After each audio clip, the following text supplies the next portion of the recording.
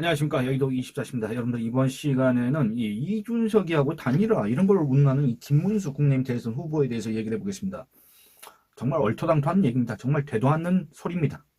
김문수 후보도 그렇고 그다음에 김문수 후보가 비상대책위원장으로 내정한 김용태도 그렇고 무슨 이준석이하고 이 단일화 뭐 이준석이는 정말 제일 중요한 사람이고 이준석이를 우리가 같이 해야 되고 이준석과의 단일화가 중요하고 뭐 이준석이하고 연락을 할 것이고 어쩌고 저쩌고 뭐 별소리를 다 했지 않습니까? 그러니까 그런 것들을 보면서 정말 이 사람들의 어떤 정무적 감각은 처참한 수준이구나. 정말 이런 사람들이 국민의힘에서 정치를 하고 있으니 그리고 또 대선 주자가 됐고 대선 후보가 됐고 또 당 대표격인 비상대책위원회 위원장이 되겠다고 지금 하고 있으니 정말로 그야말로 처참하다. 그렇기 때문에 지금 이 당이 이런 수준밖에 안 되는 거고, 그렇기 때문에 지금 현재 이 대선 분위기가 이렇게 안 사는 것이다. 그렇기 때문에 기존의 국민의힘을 지지했던 사람들조차도 이 국민의힘에서 마음을 거두는 것이다. 이런 얘기를 할 수밖에 없습니다. 여러분들, 뭐 과거 뭐 안철수와의 단일화 이런 걸 또 얘기하면서 아니 정말 안철수가 그때 당시에 여러분들 뭐 한 7%, 8% 많게는 안철수 주장이 때문에 자기가 한때는 뭐 15%가 17%까지 받았다. 뭐 이런 식으로 주장하지만 어쨌든 그 안철수와의 단일화 그거 했지 않나 윤석열도 그때 당시에 윤석열이 이재명과 비슷하거나 또는 이재명보다 지지율이 앞섰지만은 안철수와 단일한 이유가 뭐냐? 아니 저 뭡니까 선거 때는 어디 뭐 조막선이라도 빌려야 된다. 선거 때는 정말 이 박빙의 승부이기 때문에 1%, 2%요 차이로 승패가 갈리기 때문에 정말로 그 누구의 손도 잡아야 된다. 이런 얘기를 합니다. 근데 안철수 때는 있지 않습니까? 안철수 때, 그러니까 저는 이 얘기를 하고 싶은 게 뭐냐면 그때 당시에 안철수가 최종적으로는 한 7% 내지 8% 정도 받았다. 저는 그렇게 생각을 합니다. 왜냐하면 이게 각 여론조사, 튀는 여론조사 말고 대체적으로 안철수가 그 정도의 지지를 기록했기 때문에 안철수가 만약에 완주를 했다고 해도 여러분들 안철수는 선거비 보전 단 한 푼도 받지 못할 정도의 득표를 했을 겁니다. 근데 어쨌든 간에 이 윤석열 안철수 단일화 효과에 대해서 그 직후에 이런 연구 결과가 있습니다. 그 연구 결과를 인용해 보면 이 윤석열 안철수 단일화의 효과는 실질적으로는 지지율 네, 긍정적인 영향을 미친 정도가 어느 정도냐? 면 2%포인트 정도다. 이렇게 얘기를 할 수가 있겠습니다. 그러니까 뭐냐면, 그때 당시에 윤석열 지지율 40, 뭐 이재명 지지율 40, 이렇고 안철수가 8인가 그랬을 경우에, 그러면 윤석열과 안철수가 단일화를 하면 48이 되겠네? 여러분들, 그게 아니다. 그 말입니다. 안철수가 만약에 이제 대선 주자, 윤석열과의 단일화를 통해서 대선에서 이제 경쟁에서 탈락했지 않습니까? 그럴 경우에 이 안철수 지지층들이 안철수가 윤석열하고 단일화했으니까 우리는 모두 다 윤석열을 찍어줘야 되겠다. 난 윤석열을 지지하겠다. 이렇게 바뀌는 겁니까? 그렇지 않습니다. 안철수 지지자 중에서 투표를 안 한 사람도 많고, 그 다음에 이재명을 찍은 사람도 많고, 그때 당시에 또 심상정을 찍은 사람도 꽤 있다. 그 말입니다. 그러니까 결국에는 이 연구 결과를 보면 어떠냐면, 이 안철수의 지지자 중에서 안철수에게 투표할 수가 없었기 때문에 투표에 불참하거나 타 후보 투표를 고려할 수밖에 없지 않습니까? 그럼 어떻게 했냐, 이 사람들은. 안철수의 당시 지지율이 8.8%였다는 여론조사를 근거로 해서 나중에 이들을 상대로 또 조사를 해봤더니 이재명을 찍었다는 사람들이 안철수 지지층의 31.34%입니다. 그러니까 10명 중에 3명이 이재명을 찍은 겁니다. 윤석열을 찍었다는 사람은 57.46입니다. 그러니까 10명 중에 6명 정도가 채 안 되지만 어쨌든 그 정도가 윤석열을 찍었다는 겁니다. 그러니까 여러분들 안철수가 윤석열과 단일하면 안철수 지지층 100이 윤석열을 찍는 게 아니라 또는 거의 대다수의 한 90%가 윤석열을 찍는 게 아니라 윤석열은 그때 당시에 57% 정도밖에 흡수하지 못했다. 31%는 이재명한테 갔다. 그러니까 이 두 사람의 이 차이는 얼마 정도 됩니까? 두 사람의 차이는 결국에는 한 26%포인트 정도 되는 건데, 그러면 이 26%포인트가 안철수 지지층의 26%라는 게 8.8%의 26%라는 게 여러분들 전체 지지율로 따지면 얼마나 되겠냐 그 말입니다. 윤석열한테 간 안철수가 8.8이면 윤석열한테 간 게 5.05, 그다음에 이재명이한테 간 게 2.76이다 그 말입니다. 그러면 안철수의 순 지지율, 이재명이 증가한 거를 감안하더라도 윤석열이 안철수와 단일함으로써 얼마나 증가했습니까?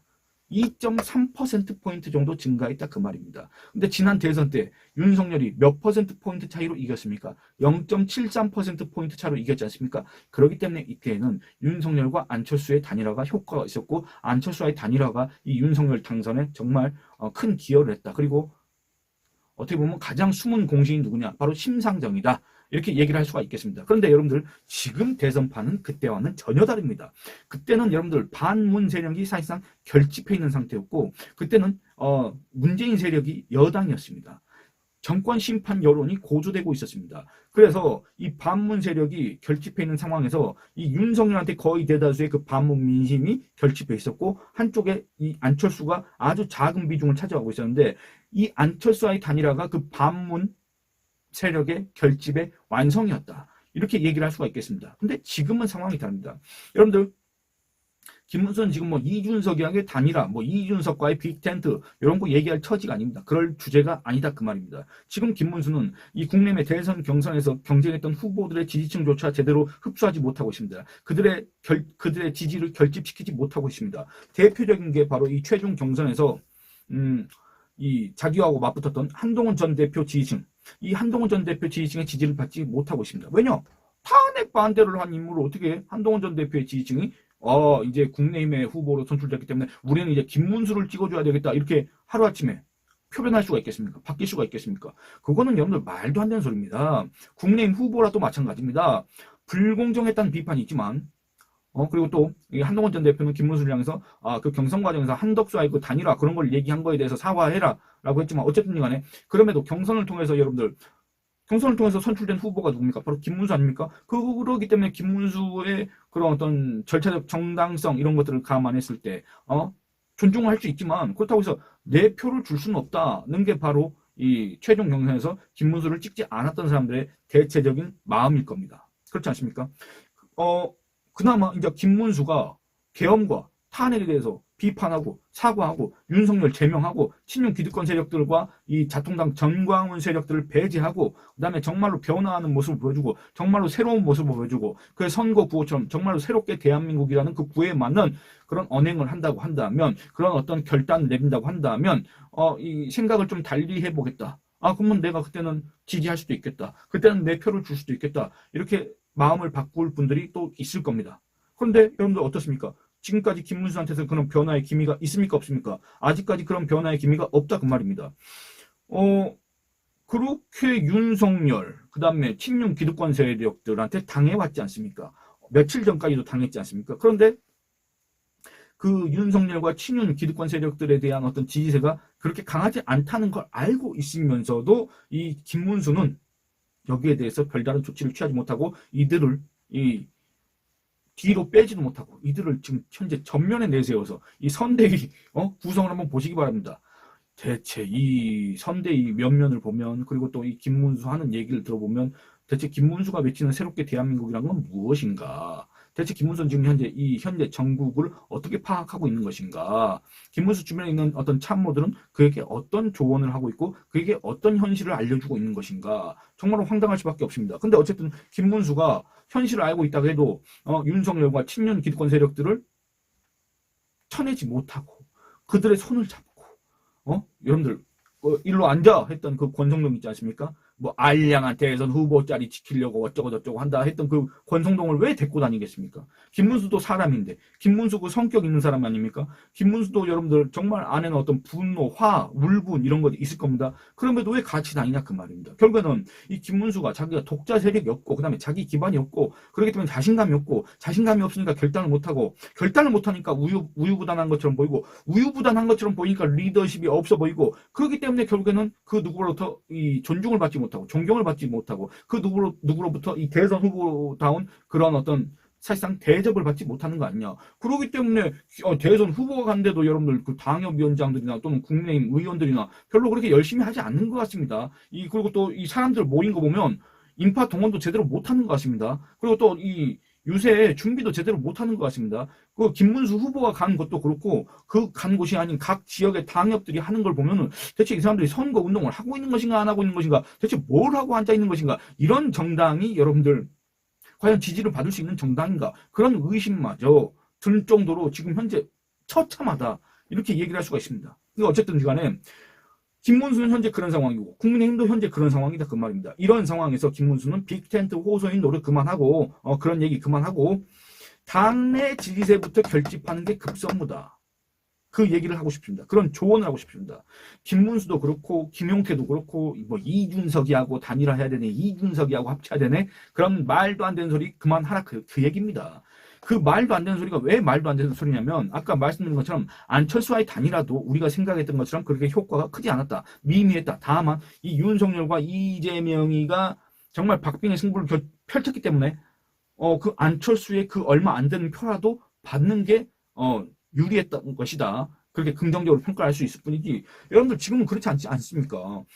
이 김문수가 이준석이가 개신당을 만들어 나간 그 과정 자체도 잘 모르는 것 같고 얘기하는 걸 들어보면 이 이준석이를 뭔가 이렇게 과대평가를 하는 것 같은데, 또는 이 이준석에 대해서 과대평가하는 사람들의 얘기를 계속 듣고 있는 것 같은데, 다른 얘기는 안 들으면서, 윤석열 출당시키자는 소리는 안 들으면서 이준석에 대한 그런 얘기는 그렇게 귀담아 듣고 있는가? 저도 거기에 대해서 또 의문이 들 수밖에 없는데, 일단 그렇습니다. 뭐 이준석에 대해서 이렇게 좋게 얘기를 했는데, 이준석이는 여러분들 누명을 써서 국내에서 쫓겨난 게 아닙니다. 여러분들 이준석이는 제발로 나갔습니다.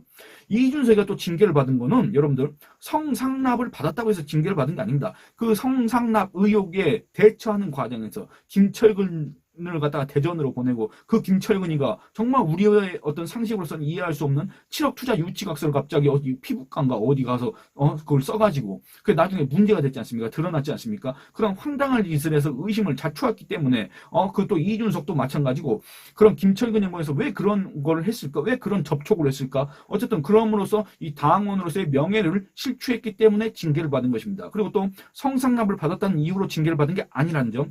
그리고 이준석이는 제발로 나갔습니다. 당 내부에서 계속 총질을 해야 되지 않습니까? 그러다가 2023년 하반기부터 신당 창당 가능성 몇 퍼센트, 탈당 확률 몇 퍼센트 이러고 앉아 있었지 않습니까? 그러다가 지가 나갔지 않습니까? 그러다가 지가 어디 노원구 상계동에 있는 마포 숯불갈비에서 기자회견하고 나갔지 않습니까? 그러고 나서 개신당 만들었지 않습니까? 그러고 나서 이낙연하고 손잡다가 한 며칠 안 돼서 이낙연 쫓아냈지 않습니까? 물론 뭐 이낙연이 제발로 나갔다고 할 테지만 어쨌든 둘이 헤어졌지 않습니까? 국고보조금은 개신당이 먹고. 그런 사실관계를 과연 김문수가 알고 있느냐? 저는 모르는 것 같다고 생각합니다. 김문수가 그 과정에 대해서. 어쨌든 김문수는 이 사실관계를 정말 똑바로 알아야 된다.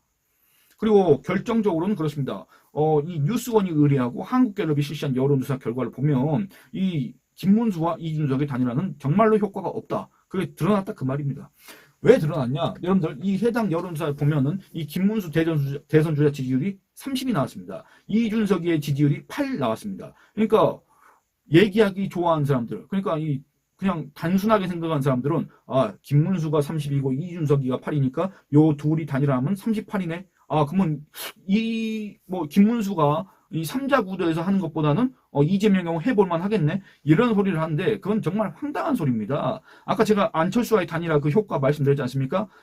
이거하고 똑같은 겁니다. 여기 뭐 여러 가지 요인 변수가 있겠지만 이준석의 속셈 이런 거 관심 없고, 그 다음에 중요치도 않고, 그건 배제한다고 해도 정말로 표 계산을 확실하게 해야 되는데, 표 계산을 한번 해보겠습니다. 표 계산은 어떻게 하느냐?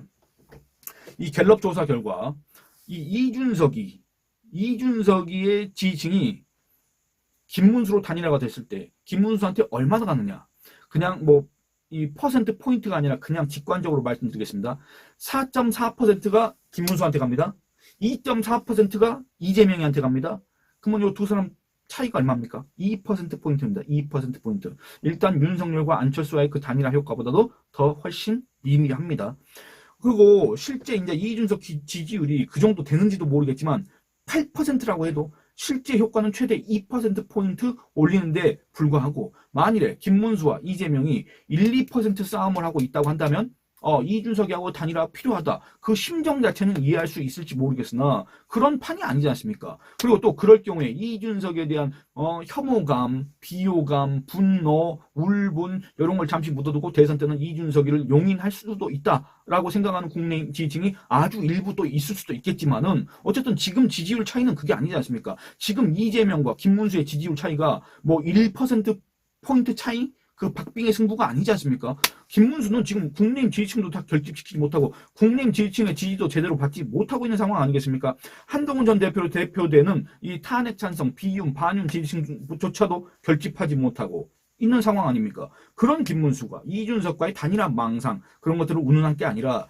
윤석열과 절연하고 윤석열을 출당시키고 이번 대선 원인에 대해서 철저하게 반성하고 이 한동훈 전 대표하고 손을 잡아서 정말 이 대선판에 어떤 반전의 계기를 만들어야 된다. 정말 이제 김문수를 지지하지 않겠다. 나 투표 안 한다고 하는 그 보수들을 향해서 정말 지지를 호소해야 된다. 이준석과의 단일화를 얘기하면서 정말 최대 효과를 거둬봤자 한 2%포인트 올라가는 거기에 목을 맬 게 아니라 자기를 지지하지 않았던 대선 경선 최종 경선에서 자기를 지지하지 않았던 그 44%의 지지를 호소해야 된다. 지금 요 갤럽 조사 있지 않습니까? 요 같은 조사에서 국민 지지층 33%, 무당층이 11%입니다. 요 두 개 합치면 얼마입니까? 44%입니다. 이 44%일 경우 이 국내의 최종 경선에서 김문수를 선택하지 않은 사람들의 비율이 얼마입니까? 44%입니다. 그러니까 44%에 44%면 19% 정도가 됩니다. 19%. 최종 경선에서 한동훈 전 대표를 지지한 이 중에서는 김문수 선대위에 이제 합류한 그 안철수의 지지층도 있지 않겠습니까? 4강에서 탈락한 그 안철수. 그리고 또 한동훈 전 대표 지지층 중에서도 나 투표 안 해. 나 김문수 지지 안 해. 나 김문수 가 국민의힘 후보면 나 그냥 아예 포기할 거야 라고 하는 사람도 있지만 어쨌든 그럼에도 국민의힘 후보이기 때문에 지지하겠다는 사람도 있을 거고 그렇지 않습니까? 그렇기 때문에 요 지금 30%가 나오는 거고 그 나머지는 투표 안 한다, 모른다, 없다 지금 이렇게 돌아선 거 아니겠습니까? 그럼 김문수가 이들의 마음을 얻어야 된다 그 말입니다. 픽텐트 운운할 때가 아니라 그 말입니다. 근데 그 길은 너무나도 쉽고 간단하다 그 말입니다. 얼마 남지 않은 선거 기간 동안에 되도 않는 효과도 없는 그리고 또 국민의힘 지지층한테는 오히려 더 역효과가 큰 국민의힘 지지층의 분노를 자초하는 이준석 그 이름만 들어도 국민의힘 지지층 거의 10명 중에 9명은 경기를 일으킬 겁니다. 그 얼굴만 봐도 아마 정말 분노에 차오를 겁니다. 근데 그런 이준석이하고 여러분들 단일화를 한다? 지금 이 상황이 단일화에서 끝나는 문제가 아니지 않습니까? 일단 탄핵, 찬성 윤석열 비판 세력과 손을 잡아야 되고 그들의 마음을 얻어야 되고 그들의 지지를 얻어야 되는데 김문수는 지금 그런 노력을 하고 있냐 그 말입니다. 그런 노력은 일체하지 않은 채 이준석 단일화 이러고 앉아있으니 그걸 보는 다시 그 김문수를 찍지 않았던 사람들의 마음은 어떻겠냐 그 말입니다. 점점 더 이 사람들을 투표 포기 이쪽으로 몰아가고 있는 거 아니냐 그런 생각이 듭니다. 그렇기 때문에 되도 않는 정말 효과도 없는 이준석과의 단일화 운운하지 말고 정말 본인의 의지와 결단으로 정말 확실하게 정말 신속하게 할 수 있는 뭡니까? 윤석열과의 절연 그리고 한동훈과의 연대 이런 거를 조속하게 하는 게 김문수가 지지율을 반등시킬 수 있는 유일한 길이고 김문수가 지지율을 올릴 수 있는 유일한 길이다. 그래야만이 여러분들 이 분위기를 반전시킬 수 있다. 그래야만이 난 이번 대선 어차피 질 것 같으니까 나 이번 대선 때 내 소중한 표, 아까운 표 김문수한테 주지 않겠다라고 하는 그 보수층, 중도층한테 또는 이재명이 대통령 꼴은 못 보겠지만 그렇다고 내 표를 김문수한테 줄 수는 없다라고 하는 사람들한테 지지를 호소할 수 있을 겁니다. 그렇기 때문에 김문수 후보는 정말 하루빨리 결단해야 된다. 결심해야 된다. 실천해야 된다. 쓸데없는 소리 안 해야 된다. 이런 조언을 하고 싶습니다. 예, 여러분들 이 영상은 여기서 마치도록 하겠습니다. 좋아요 많이 눌러주시고 의견 많이 남겨주시고 채널 구독과 영상 시청 권유해 주시길 부탁드리겠습니다. 감사합니다.